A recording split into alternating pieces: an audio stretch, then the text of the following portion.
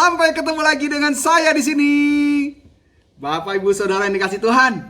Kali ini temanya tetap yang seru-seru. Temanya gini.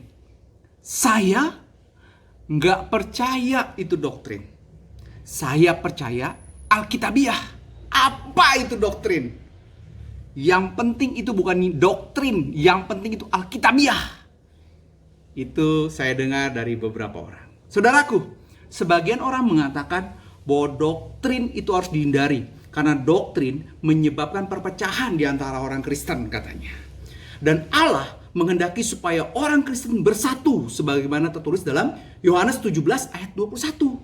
Sehingga jangan percaya doktrin, percayanya Alkitabiah. Nah, pertanyaannya Bapak Ibu selalu memulai dengan pertanyaan.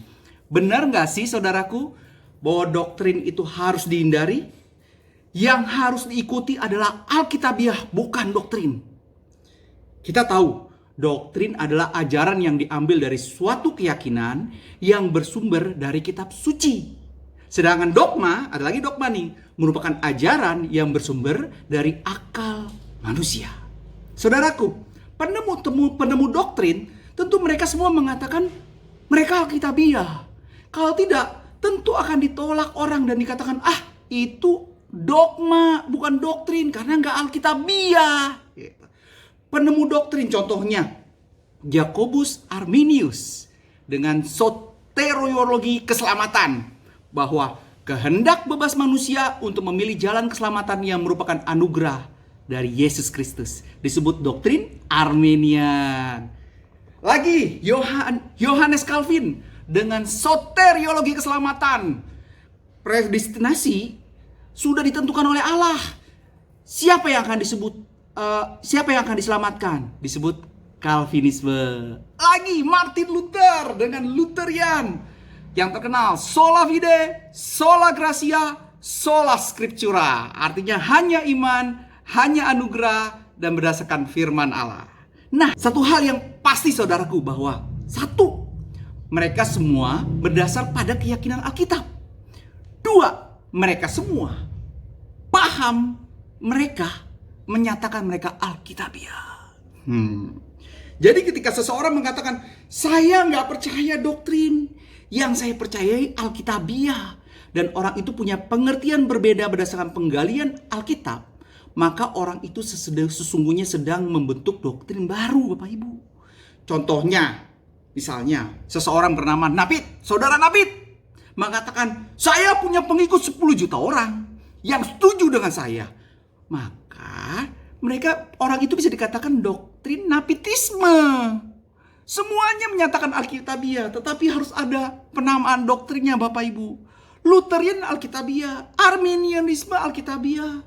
Sama juga contohlah coronavirus yang lagi seru belakangan ini. SARS itu coronavirus, MERS itu coronavirus. Bahkan yang sekarang yang ketiga, COVID-19 itu juga coronavirus. Kan gak mungkin penemu selanjutnya saya bilang, saya gak mau penamaan doktrin-doktrin, saya sebut ini namanya coronavirus, udah that's it. Gak bisa saudaraku. Semuanya menyatakan Alkitabiah, tapi harus ada penamaannya. Biasanya dari orang yang menggali Alkitab itu.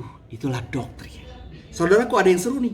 Ternyata dari aliran-aliran gereja yang berkembang, Metodis, Pentakosta, Karismatik, Adventis, Saksi Yehova, Sabelianisme, ada loh ajaran-ajaran yang dinyatakan bidat oleh Konsili Nisea tahun 325 AD dan Konsili Konstantinopel tahun 381 AD. Konsili itu adalah perhimpunan para uskup atau pendeta-pendeta Kristen pada zaman AD. AD itu artinya after death of Jesus Christ. Sebenarnya AD itu bahasa Latin, artinya Anno Domini, tahun-tahun Tuhan artinya. Kalau sebelum tahun Tuhan Yesus atau sebelum kelahiran disebut BC atau before Christ. Saudaraku, konsili kedua ini, Konsili Nisea dan Konsili Konstantinopel, menyatakan ada dua paham atau yang dinamakan bidat atau sekte.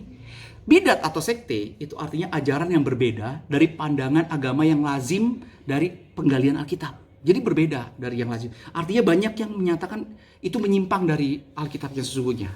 Nah, dua itu, yang pertama Saksi Yehova. Bapak Ibu tentu sudah tahu dong Saksi Yehova. Nah, yang saya mau sedikit bahas di sini doktrin modalisme atau disebut Sabellianisme karena yang penemu namanya Sabelli. Ada juga yang menyebutnya sebagai doktrin Jesus only atau Oneness Pentakostal yang dinyatakan juga aliran ini sudah merupakan bidat atau sekte. Penganut doktrin Jesus only ini meyakini bahwa Allah itu Esa, Yesus Kristus bermanifestasi menjadi Bapa itu sendiri dan menjadi Roh Kudus. Mereka meyakini bahwa Yesus, Bapa, Roh Kudus hanya adalah satu Allah yang menyatakan dirinya dalam 3 bentuk yang berbeda. Konsep ini mengajarkan bahwa Allah bisa berubah menjadi 3 bentuk yang berbeda dalam waktu dan kadang berbeda, kadang sebagai Bapa, kadang sebagai Anak, kadang sebagai Roh Kudus. Pengajaran modalisme atau Sabellianisme berkeyakinan satu, ketika Yesus berdoa agar Sang Bapa menjauhkan cawan derita darinya, ia berperan sebagai anak. Kemudian, segera setelah ia mengucapkannya, ia menjadi Roh Kudus yang menyampaikan doa Yesus ke surga. Sesampai di surga, ia segera menjadi Sang Bapa untuk menerima doa Yesus yang dibawa oleh Roh Kudus. Lalu setelah itu, ia segera kembali ke bumi, menyatakan diri menjadi Roh Kudus yang merupakan jawaban dari Sang Bapa itu. Kemudian, dengan segera ia berubah lagi menjadi Sang Anak untuk menerima jawaban doa Sang Bapa yang dibawa oleh Roh Kudus. Itu yang pertama.